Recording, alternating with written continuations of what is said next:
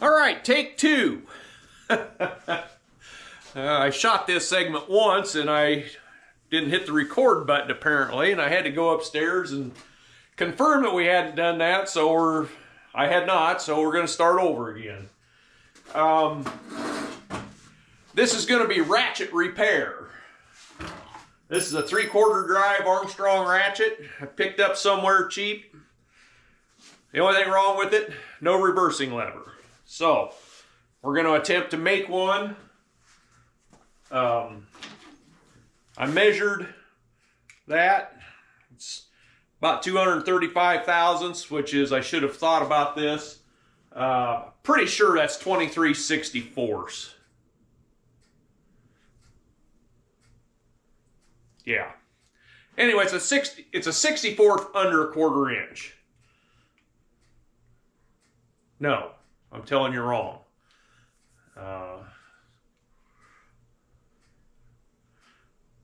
15/64.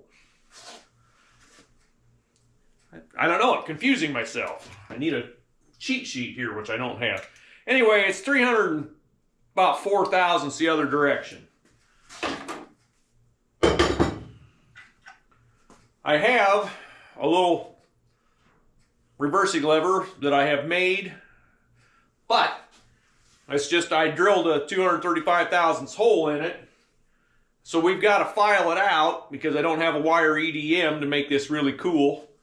We're going to use mostly this little square double cut file. And then I have a nice set, I actually have like 3 sets of these little Simon's needle files. And I will create the radius on the ends with this one here. It's held on by, I should check that, it's like I don't know if that's a 540 maybe, flathead cap screw. It's too long, I'll have to shorten it, that's another story. I'm going to spare everybody the pain of watching me do this because it's going to take a while. We will go to time lapse. I've been busy lately, and I don't know. Busy doing what? I don't know. But anyway, it's been cold, and I haven't been getting a lot of time in the shop, and brother-in-law actually texted me and said, hey, we need more video. So I want to get this done. This is, you know, it's not an important project, but this ratchet's been laying here, and it's a good tool. We just need to make it operable. So without further ado, we will switch to time lapse and commence to filing and see how many hours it takes me to save this ratchet.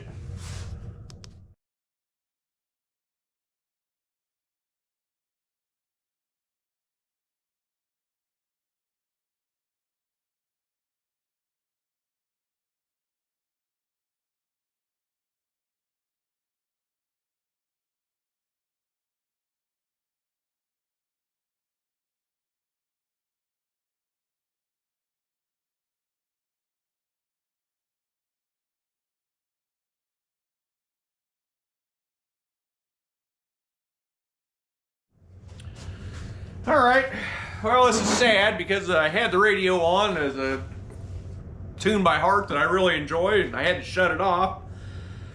Well, idiocy strikes again, folks. Let's see if I can get this. You can see, in not too long a period of time, I got a very nice fit on there. There's only one problem.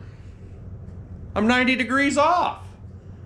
So the reversing lever it should be swinging down here, not over here.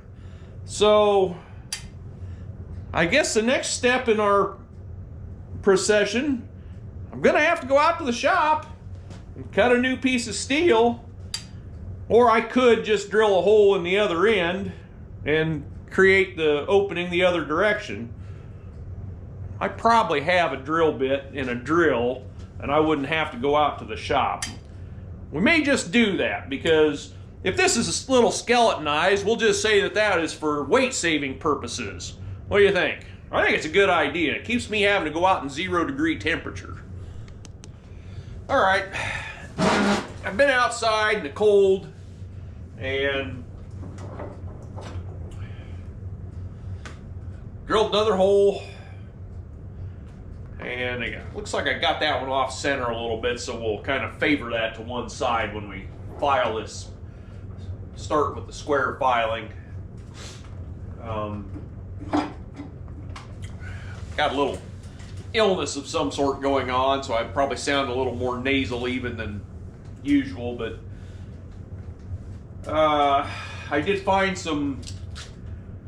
It says they are shoulder screw lengthening shims, which to me are stripper bolt shims, and lengthening or shortening is just, they sell both kits, but they put the same shims in both kits. It's just what size, so they can sell more kits. Anyway, I can probably find one the correct size if I even need that.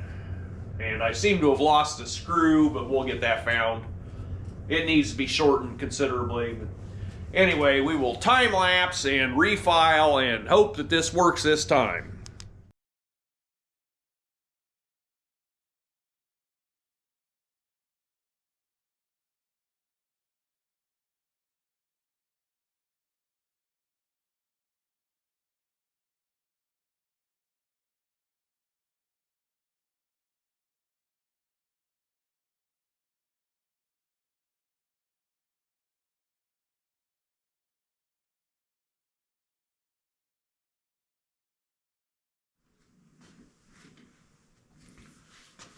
All right, we've got an acceptable fit,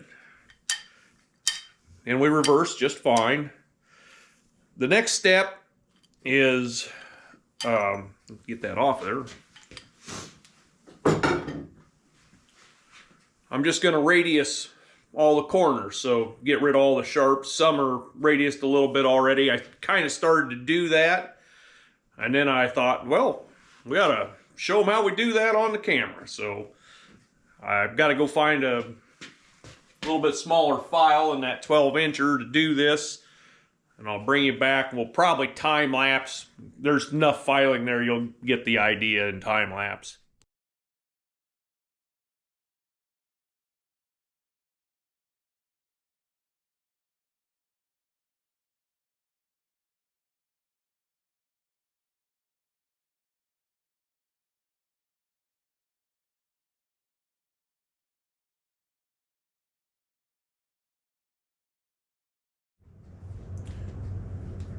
Well, certainly not perfect, but it's certainly functional. I mean, the fit is pretty good. I mean, to take it off of there, I've got to get my channel locks to get hold of it to remove it. So that's the nice thing about fitting something with a file, is you can go slow and you can get a precision fit.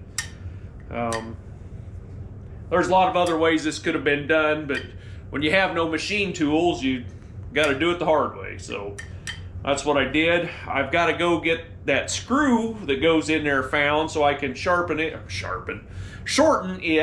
and I might find a shim in there. I don't know, but this ratchet is well on its way to going back into service, and I really like Armstrong ratchets, so I don't know. I've got a lot of 3/4 drive ratchets, so it's not a big deal. It's just something, you know, I can fix it, so I'm going to fix it.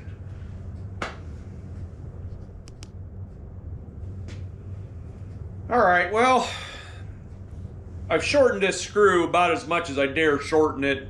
It's still not quite tight. I do not have shims the right size in the house. I may out in the building where I have more shims. Pretty much just going to leave it here for today. If I could find a button head cap screw that size, that might be better. It's good enough. I mean, you could use this thing a lot. For as much as it's going to get used here on the farm, it's fine. But I'd like to get it a little better. Just, I don't know, personal pride kind of thing. But that'll probably wrap this one up. I got some more I'm going to do later, but I want to get this one posted and see what happens.